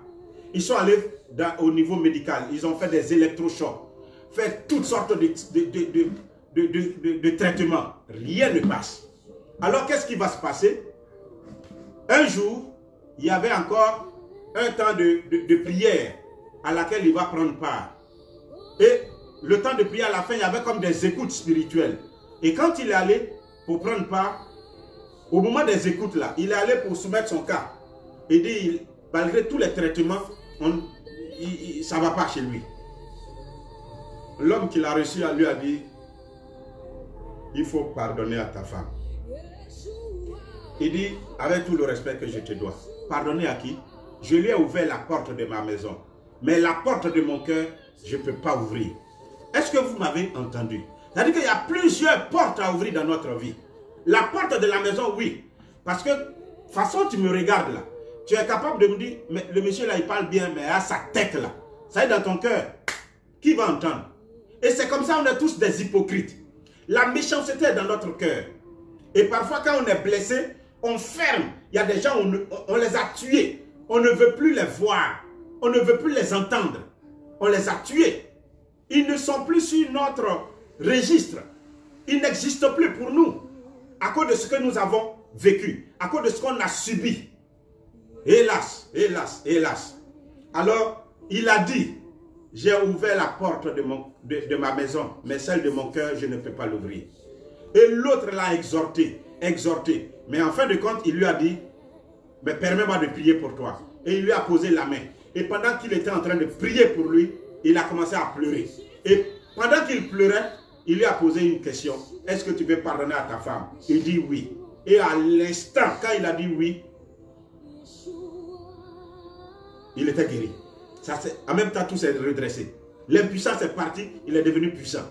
Comme quoi, il y a beaucoup de maladies que nous avons qui dépendent des blessures intérieures que nous avons subies. Quand nous avons été trahis. Il y a des gens, ils nous ont trahis. Non, on pouvait s'attendre à tout sauf à ça. Tu avais mis ta confiance en eux. Et quand ils te trahissent, c'est comme un coup de poignard dans le cœur. Malgré cela, Dieu te dit pardon. Pour avancer. Pour avancer. Il y a des gens, échec sur échec, blocage sur blocage, à cause des blessures. À cause de ce qu'on a dit. Je parle de trahison. Mais tout n'est pas que trahison. Quand on t'a injurié. Ou quand tu as perdu un être cher. Quelqu'un, ton fils unique. Ton fils unique. Et il meurt. C'est comme cette veuve de Naïm. Elle a perdu son mari. Elle est veuve. Elle a un fils unique. Et il vient de mourir. Et la Bible dit, on ne peut pas la consoler. Parce qu'elle ne vit plus. Et alors, leur cortège rencontre Jésus. Et c'est comme ça que je veux que Jésus, par son cœur sacré, te rencontre aujourd'hui. Afin que l'amour de Christ, l'amour de Dieu, s'exprime à nouveau dans ta vie. Ton cœur est malade. Donc tu es malade. On ne peut pas dire tout. Mais tu vois, quand tu es malade ainsi, ta batterie est déchargée. En réalité, tu ne vis plus. C'est pourquoi tu es morne. Il y a des gens, à les voir là, ils sont sans aspect. Ils sont sans éclat. Ils se lèvent le matin, sont là, ils rentrent la nuit, ils dorment. Le train-train quotidien, il n'y a pas de vitalité. Là où il y a l'énergie, il y a le mouvement. Mais pour que l'énergie vienne, il faut le cordon d'argent. Et le cordon d'argent, c'est l'esprit, rempli du Saint-Esprit, qui communique une énergie puissante à ton âme. Et l'âme est vivifiée, une vitalité jaillit, et ton corps est reluisant. Ton être est reluisant. Quand on te voit, on dit tu as de l'embonpoint. Regarde dans ton aspect. Ça dit tout sur toi. Et aujourd'hui, tu dois prendre des décisions. En fait, ton cœur est malade. Ton âme est malade. Donc tout ton être est malade. Mais si tu veux la plénitude du Saint-Esprit, c'est pour que Dieu vienne remplir ton esprit et que ton esprit remplisse ton âme pour que tu sois restauré, guéri à nouveau. Et une fois que tu as été restauré, rempli du Saint-Esprit, alors selon la vision d'Ézéchiel, une armée, tu es un soldat de Dieu. Tu es un soldat de Dieu. Tu vas te relever. Et alors les rues sont à toi. Tu annonceras ton Christ. Tu seras un général de l'armée de l'Éternel des derniers temps. Tu annonceras la parole de Dieu à qui veut l'entendre. À temps comme à contre-temps.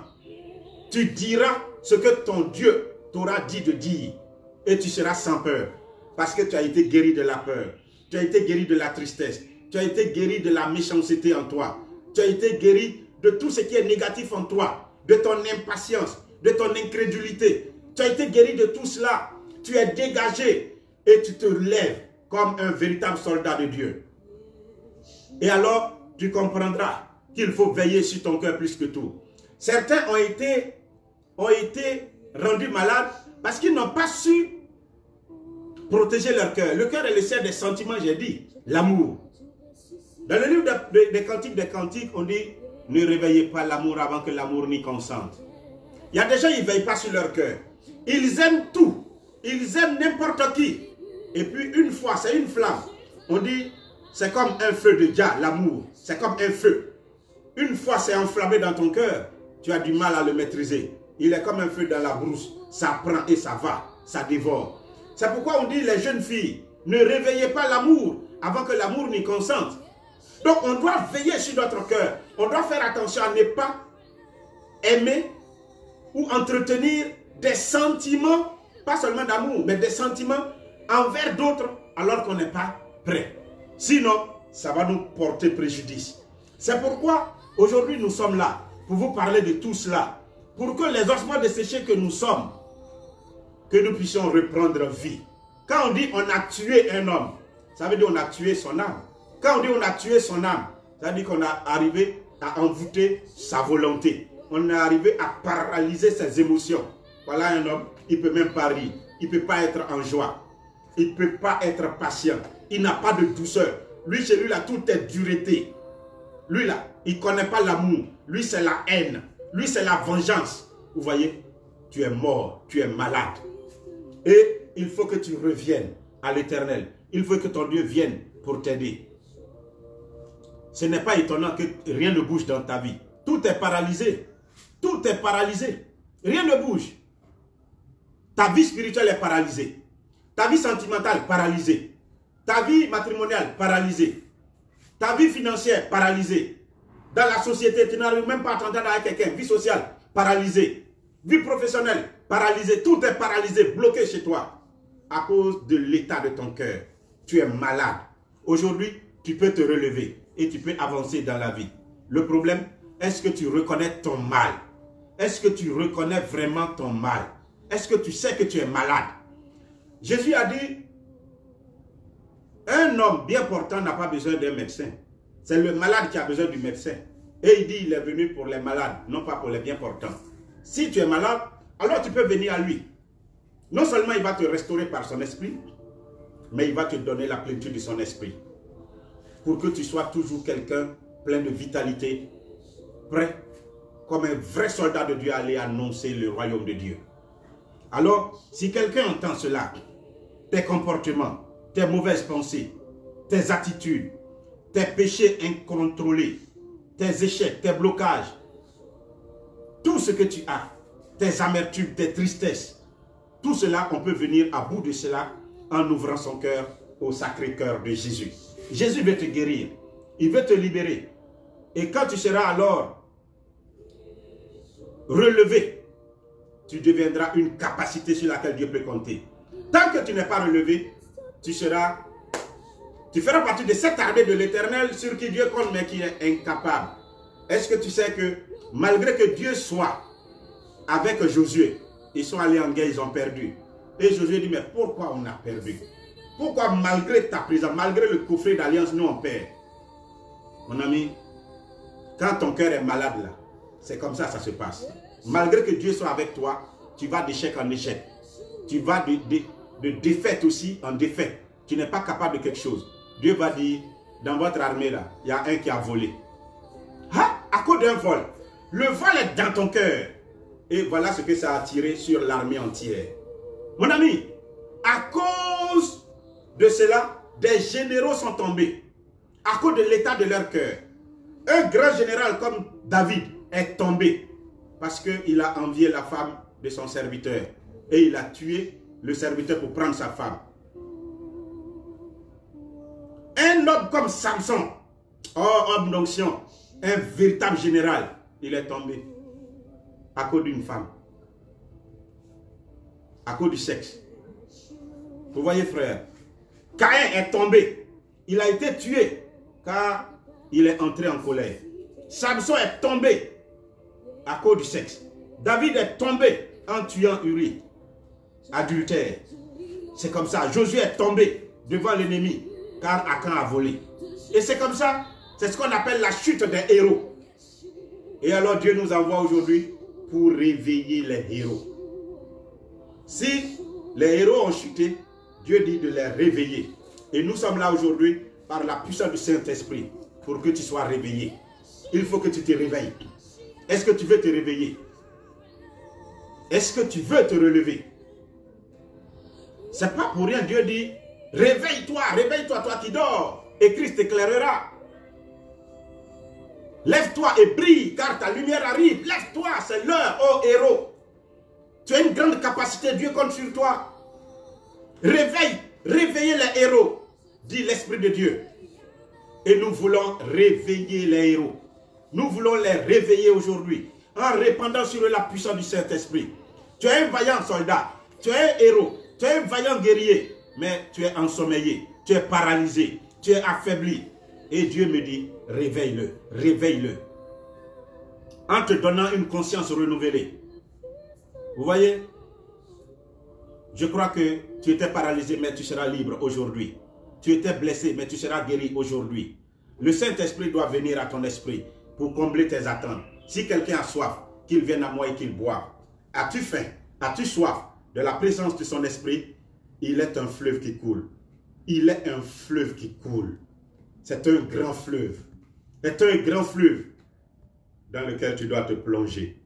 Mon ami, si tu as entendu ma voix, c'est le moment.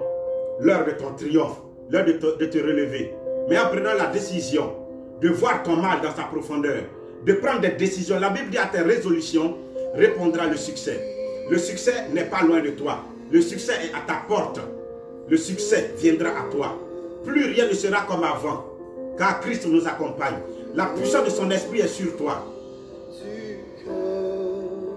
La puissance de son esprit est sur toi. Là où tu es, pendant que tu m'écoutes, la puissance de l'Esprit de Dieu est sur toi. Dieu veut te toucher. Dieu veut te libérer. Dieu veut te délivrer. Oh, nous te bénissons, Seigneur.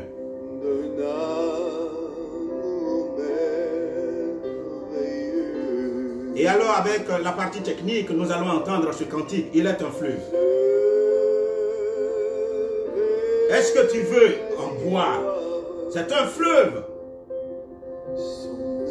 Si nous pouvons avoir du volume, la partie technique,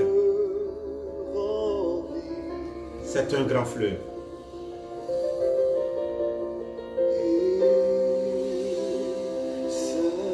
Tu peux élever la voix et tu peux commencer à parler à ton Dieu. Tu peux commencer à prier. Présente-toi à Dieu, tel que tu es.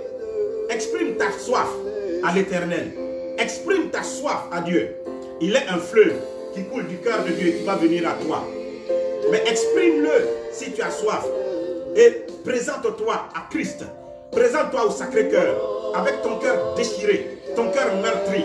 Son cœur a été transpercé, blessé, pour que toi tu reçoives la guérison. Il est prêt à te guérir aujourd'hui. Et le Saint-Esprit viendra sur toi. Oh frère, pendant que tu es en train de prier, souviens-toi que quand son cœur a été transpercé, tout comme ton cœur a été touché, détruit, il y est sorti de son cœur du sang et de l'eau. C'est le sang de la miséricorde insondable de Dieu. Le sang du pardon de Dieu. Et l'eau de la purification. L'eau de l'abondance, l'eau de l'effusion de l'Esprit. L'eau de la plénitude du Saint-Esprit. Aujourd'hui, tu as part à cela. Mais ouvre-toi. Sois sincère avec Dieu. Commence à prier. Prends la décision de pardonner à qui t'a fait du tort. Et pardonne-toi à toi-même. Tes faiblesses que tu n'as pas acceptées. Les déformations de ton corps que tu n'as pas acceptées. Ta forme que tu n'as jamais acceptée.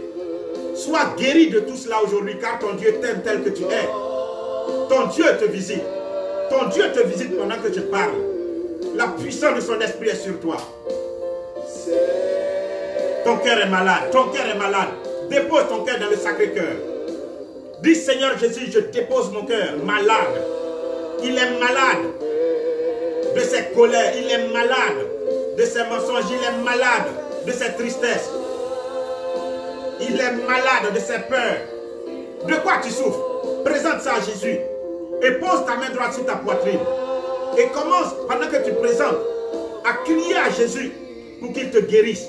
Son esprit est là. Son esprit est là. Prie s'il te plaît. Il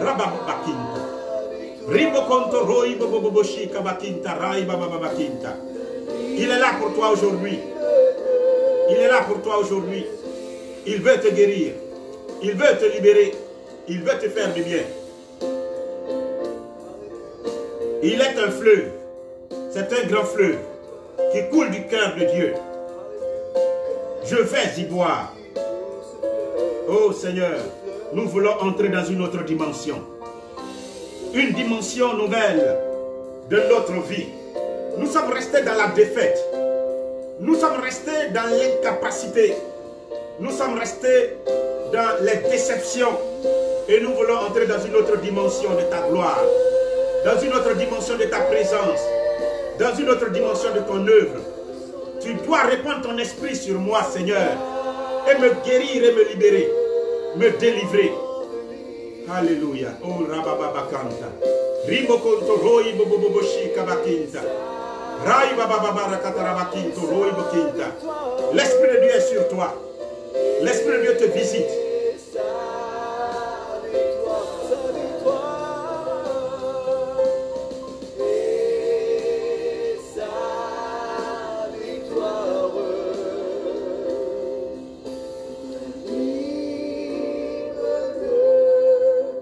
Alors là, pendant que tu es là, si ta main droite est posée sur ta poitrine, que ta main gauche soit levée, tu vas répéter après moi.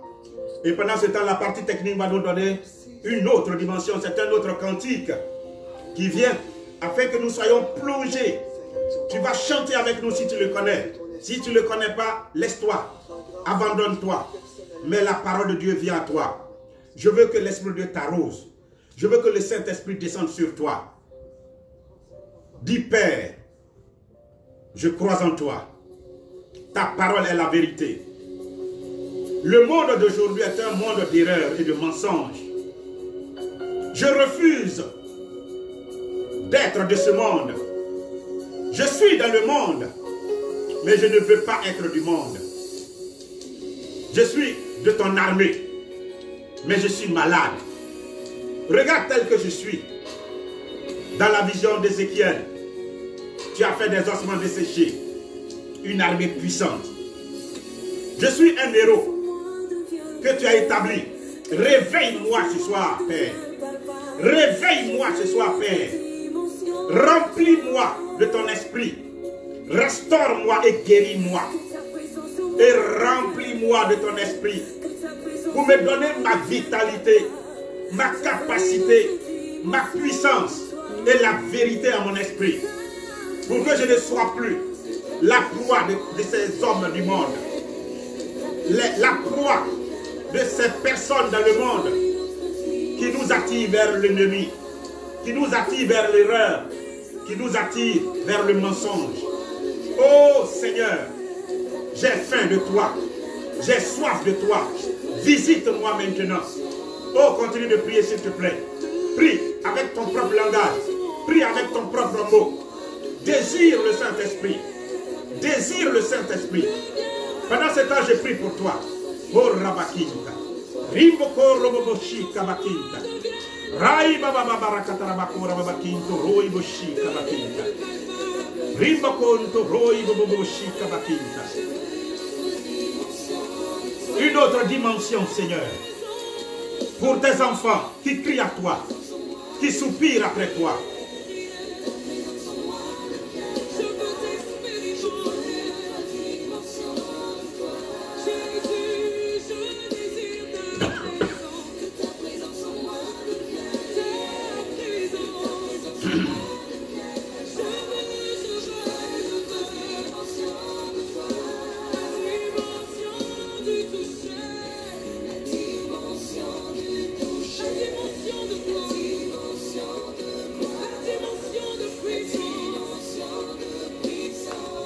Une nouvelle dimension de puissance.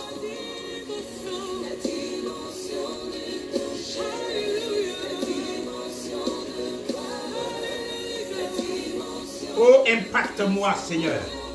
Remplis-moi aujourd'hui. Bénis-moi, Saint-Esprit.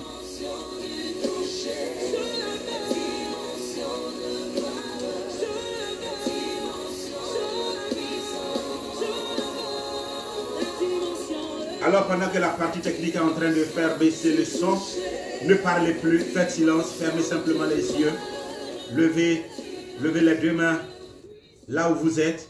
Dieu est présent. Père, je crois en toi. Je crois en toi. Je t'invoque. Toi qui as été transpercé, ô Seigneur Jésus, à la croix et qui a laissé jaillir à la fois le sang et l'eau. J'implore ta miséricorde. J'implore ta miséricorde pour tous ceux qui nous ont suivis, qui sont malades. Viens les rejoindre. Viens les rejoindre par la puissance de ton esprit. Viens les guérir par la puissance de ton esprit. Ils sont des héros. C'est une armée en puissance. Une armée en devenir. Mais ils sont malades et ils ont besoin de ta guérison. Oh, étends la main. Tes mains blessées et dans les plaies, nous sommes guéris, dit l'Écriture. Viens les guérir par tes plaies. Viens les guérir dans leur cœur par les blessures de leur cœur. Et il y a des personnes qui ont subi, qui ont vraiment subi, leur cœur sont malades. Et je vois comme des boules dans votre cœur. Vous sentez comme s'il y avait des boules dans votre cœur. Il y a une personne qui est en train de sentir comme une colère monter. Oui, un mécontentement. Elle ne sait pourquoi, un mécontentement dans ton cœur. Et Dieu est en train de te briser cette colère, de te briser cette boule. Dieu est en train de te guérir actuellement. Et pendant que je suis en train de parler, dans mon esprit, je vois comme une flèche qui a transpercé. Non, même pas. Il y a une flèche, une grande flèche. Et je vois beaucoup d'autres petites flèches comme des épines qui ont enveloppé un cœur. À cause de tout ce que tu as subi, à cause de tout ce que tu as subi comme méchanceté de la part de ton entourage. Ceux que tu as connus. Oui, ils ont été trop méchants envers toi et tu en as souffert. Tu es blessé, grièvement blessé. Et je vois comme une main qui est en train d'extraire, aiguille par aiguille, flèche par flèche, toutes ces épines qui sont en ton cœur. Et je déclare sur ta vie, soit que tes épines soient arrachées de ton cœur et que les blessures qui étaient en ton cœur soient guéries par la vertu de l'Esprit. Soient guéries au nom de Jésus-Christ. Sois délivré de toute amertume, de toute tristesse, de toute trahison, de tous effets de trahison en ton cœur. Sois guéri aujourd'hui au nom puissant de Jésus. Jésus est en train de vous guérir. Jésus est en train de vous guérir. Il y a trop de choses dans vos cœurs. Trop de choses dans vos cœurs. Et pourtant, tu fais partie des généraux de Dieu. Oh, Et Dieu est en train de parler, Dieu est en train de parler à une personne. Mon amour pour toi n'a pas changé. Mon amour pour toi n'a pas changé. Je t'aime d'un amour que tu ne peux comprendre. Et j'étais là quand tu souffrais. Mais jamais je n'étais abandonné. Et je suis là aujourd'hui pour te guérir. Je suis là aujourd'hui pour te restaurer, mon enfant. Car je t'aime. Et tu vas voir, tu vas te surprendre en train de pleurer, de pleurer, de pleurer. Jésus est en train de te guérir par le fleuve qui coule de son cœur, par son esprit qui vient à toi. Et à la fin, une grande joie va inonder ton cœur. Rabakanta rabababashi kabakinto. Rimbokonto roi boboboboshi kabakinta raibakinta. Seigneur, merci pour les guérisons que tu es en train de faire dans leur mémoire, dans leur cœur. Oui, guéris-les, Seigneur, afin qu'ils ne se souviennent plus ou que ce qu'ils ont vécu n'ait plus d'impact sur leur vie. Seigneur, répands ta joie, répands des sentiments nouveaux qui t'ont habité, répands des émotions nouvelles qui t'ont habité.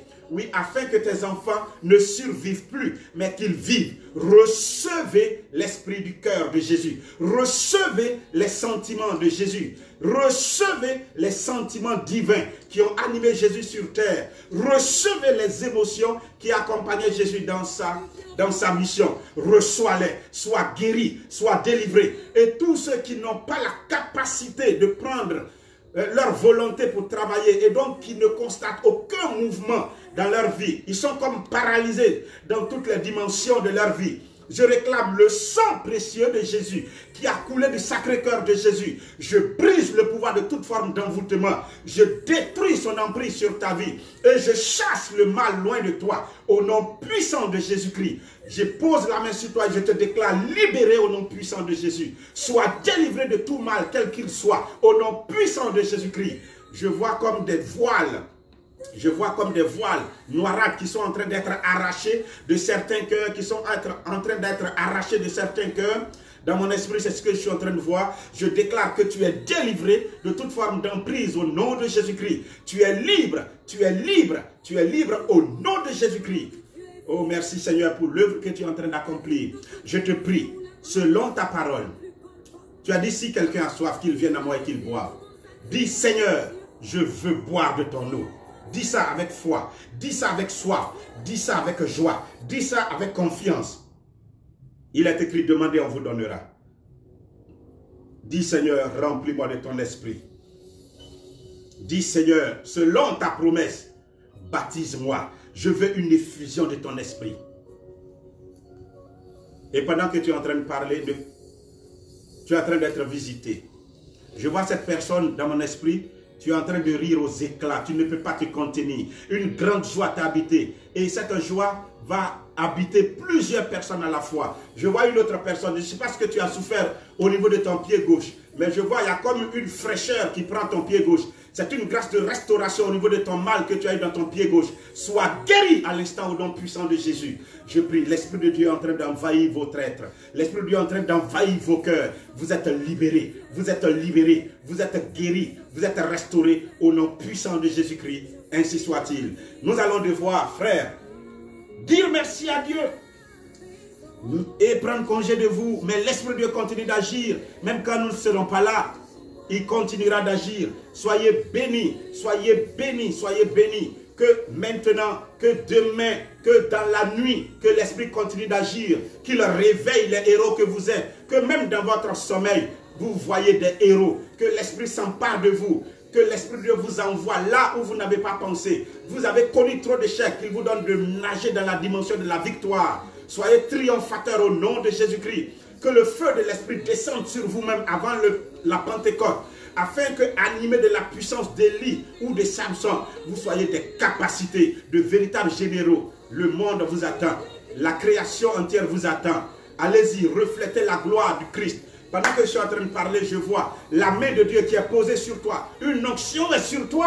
Là où tu es, reçois au nom de Jésus-Christ. Ton Dieu t'a localisé, son esprit t'a localisé et t'a choisi. Son esprit est en train de te bénir. Reçois au nom puissant de Jésus-Christ de Nazareth. Rimbako rabakanta raiba shika. Rimbobobobo rokotorobobo kinta raiba bababa kinta.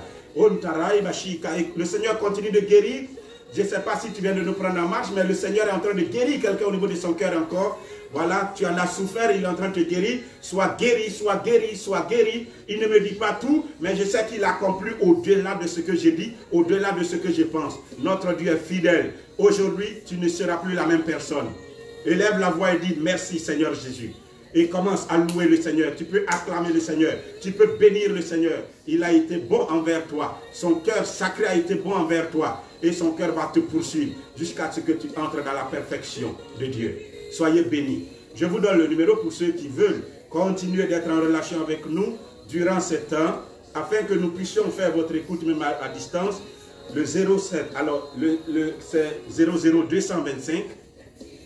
00225 parce que c'est la Côte d'Ivoire. 00225 c'est l'indice de la Côte d'Ivoire. Et vous mettez le 07 66 82 23. 07 66 82 23. J'ai été heureux de passer ce temps avec vous, guéri intérieurement pour une plénitude du Saint-Esprit dans vos vies. Qu'il en soit ainsi au nom de Jésus-Christ. C'est avec une autre dimension que nous allons vous laisser.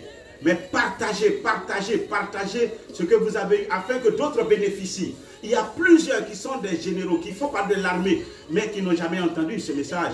Ils doivent prendre conscience et ils doivent être visités par l'Esprit. Donc ne garde pas ça pour toi. Tu l'as entendu, partage, partage, partage, afin que beaucoup profitent de cela et que Dieu continue d'agir dans son peuple. Nous nous donnons rendez-vous pour le dimanche prochain. D'ici là, soyez bénis au nom puissant de Jésus. Je vous laisse avec la Vierge Marie. Elle est la personne par qui l'ère nouvelle a commencé. Elle ne vous abandonnera pas. Tu es certainement la nouvelle Élisabeth. Elle va te rendre visite. Et quand elle va te saluer, tu seras rempli du Saint-Esprit. Tu vas prophétiser et tu sauras qui Marie est. Alors, comme moi, tu vas l'annoncer partout. Je vous bénis au nom du Père, du Fils et du Saint-Esprit. Amen.